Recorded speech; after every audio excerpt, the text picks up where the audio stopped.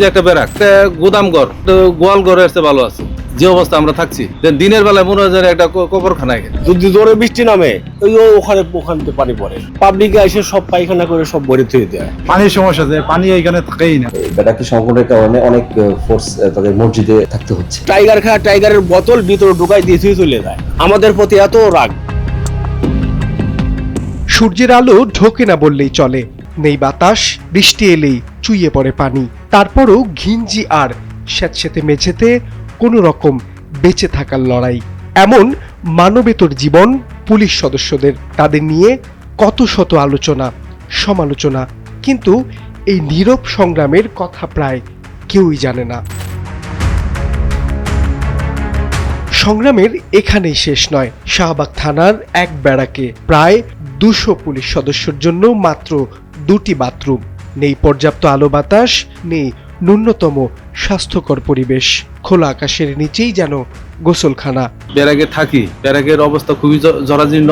এই মেসের পরিবেশও ভালো না, গোসলখানাও ভালো না, টয়লেটও ভালো না। শাহবাগ থানার ফোর্সেরা খুবই কষ্টতে আমরা বসবাস করছি। একটা গোদাম ঘর, গোয়াল ঘর এসে ভালো আছে। যে অবস্থা আমরা থাকছি, দিনের বেলায় মনে হয় একটা কবরখানায়। যদি জোরে বৃষ্টি নামে ওখান থেকে পানি পড়ে, পিছনে পড়বে পানি। টয়লেটে পাবলিকে এসে সব পায়খানা করে সব ভরে থুয়ে দেয়। কেউ আছে টাইগারের বোতল ভিতরে ঢুকাই দিয়ে চলে যায়। আমাদের প্রতি এত রাগ কেন? দেখে মনে হতে পারে এটি পরিত্যক্ত কোনো ভবন। ছাদ থেকে খসে পড়ছে পলেস্তারা, যেন মাথার উপরেই ঝুলছে মৃত্যুফাঁদ। থাকার জায়গার সংকট এতটাই তীব্র যে অনেক পুলিশ সদস্য বাধ্য হয়ে আশ্রয় নিচ্ছেন থানার মসজিদে। বিশ্রাম তো দূরের কথা, মানবিক পরিবেশই অনুপস্থিত। কোনো লাইট হয়তো নষ্ট, ফ্যান থাকলেও চলে না, নেই বিশুদ্ধ খাবার পানি। গোসল করে তো পানি নাই, পানির সমস্যা নেই। আবার ওয়াশরুমে 2টা ওয়াশরুম, এখানে সমস্যা, ওয়াশরুমে দাঁড়াই থাকা লাগে সিরিয়াল। তারপরে ফ্যান, ম্যাক্সিমাম ফ্যান এই যে নষ্ট আছে, চলতেছে না। লাইট ছাড়া, মানে দিনের আলোতে লাইট ছাড়া দেখাই যায় না ব্যারাক। বন্ধু বান্ধবের সাথে কথা বলি, ভিডিও কলে কথা বলি, এরা এই পরিবেশটা দেখা বলে যে এখানেও পুলিশের এই অবস্থা কেন, এখানেও এইরকম পরিবেশে যে পুলিশ থাকে বিশ্বাস করতাম না।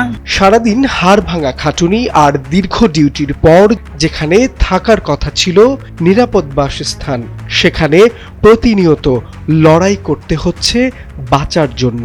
ন্যূনতম সুযোগ সুবিধা ছাড়াই দায়িত্ব পালনের এই বাস্তবতা যেন পুলিশের জন্য নিয়ম হয়ে দাঁড়িয়েছে। অফিসার ফোর্সদের বাথরুমে খুব সমস্যা, এখানে পানির ফ্লো হয় না।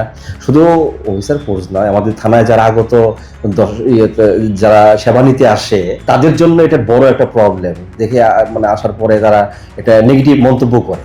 ব্যাটারি সংকটের কারণে অনেক ফোর্স তাদের মসজিদে থাকতে হচ্ছে। যেহেতু একটা গুরুত্বপূর্ণ থানা বাংলাদেশের মধ্যে, এই ডিএমপির মধ্যে, সুতরাং সেই হিসাবে এটা আসলে কাম্য নয়। রাষ্ট্রের নিরাপত্তা নিশ্চিত করা যাদের দায়িত্ব, তাদের যদি নিরাপত্তা না থাকে তাহলে কিভাবে হবে?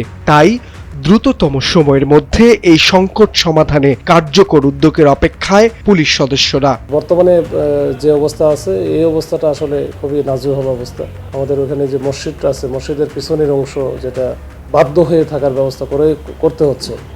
আবার উপরে যে এই 2 তলা যে ফোর্স এবং অফিসারদেরও, সাব ইন্সপেক্টর, এএসআইদের যে থাকার ব্যবস্থা, সেটাও খুবই খারাপ অবস্থা। ওখানে ওই যে প্লাস্টার খুলে যাচ্ছে, জায়গাগুলো কম, বেডের অবস্থাও খারাপ।